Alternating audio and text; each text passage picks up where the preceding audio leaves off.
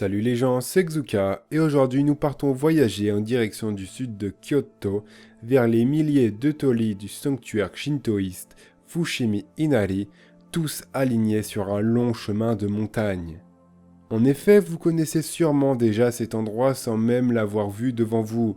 Ce lieu est une véritable image importante du Japon actuel. Et je pense que la plupart d'entre vous ont déjà pu voir ce lieu à travers de nombreuses photographies, car l'image de ces fameux tunnels rouges créés par les torii alignés est un classique de l'imagerie japonaise moderne. Et toutes les images de ce sanctuaire Shinto Fushimi Inari et de ses envoûtants chemins de torii rouges attirent de nombreux visiteurs, des centaines de milliers de visiteurs tous les ans. Pour rentrer un peu plus dans les détails de ce sanctuaire, le Fushimi Inari Taisha fut bâti en 711 par le clan coréen Atta et relocalisé en son lieu actuel en 817.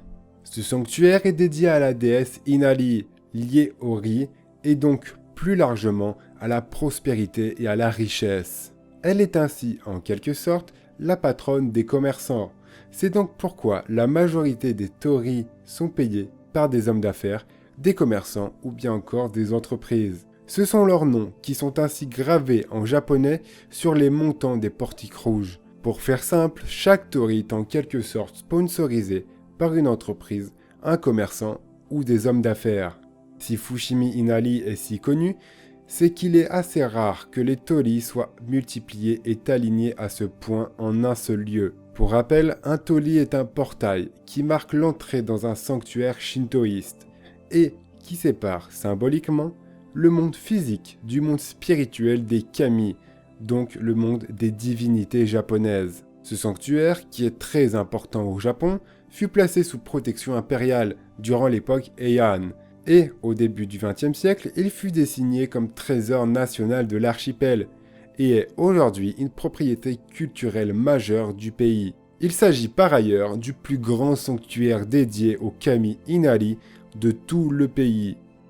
Si vous souhaitez visiter ce sanctuaire, il faut savoir qu'il s'étend sur un large territoire, sur les flancs de la petite montagne Inari. Depuis le pied de la montagne, il est possible d'atteindre le sommet en empruntant les différents chemins de torii, en suivant une pente plus ou moins raide et un grand nombre d'escaliers. Par expérience personnelle, cette promenade est une expérience unique, tant bien que marcher sous les torii est agréable, au milieu d'une forêt parfois presque exotique.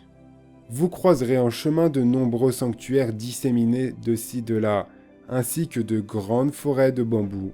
Une fois arrivé au sommet, vous pourrez profiter de la magnifique vue que vous pouvez avoir sur toute la ville de Kyoto. À Fushimi Inari, il est bon d'hésiter entre deux voies lorsque le chemin se sépare, et que deux rangées de portiques s'offrent à vous. Il est également bon de décider ou non de faire demi-tour, mais il est bon de profiter de s'imprégner du lieu et de son atmosphère. Les statuettes de pierre, Kitsune, le renard mythique, postées un peu de partout et qui ponctuent la promenade, donnent à ce lieu toute sa spiritualité. En effet, Inari, divinité kami de la croissance du riz, des affaires et du commerce, règne en ces lieux grâce à son messager terrestre, animal rusé qu'est le renard, qui vous dévisage de ses yeux inquisiteurs, la clé du grenier à riz en travers de la gueule.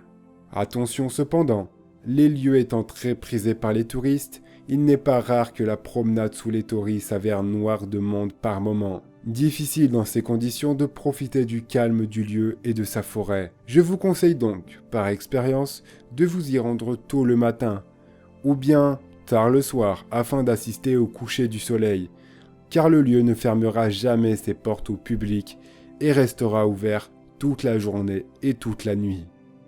Et c'est donc là que le voyage à Fushimi Inari prend son terme, en espérant que vous avez aimé voyager avec moi à travers ces torii si importants pour la ville de Kyoto. Si ce voyage vous a plu, n'hésitez pas à m'en faire part dans l'espace des commentaires. N'hésitez pas également à liker la vidéo et bien entendu à vous abonner pour avoir d'autres voyages dans ce style.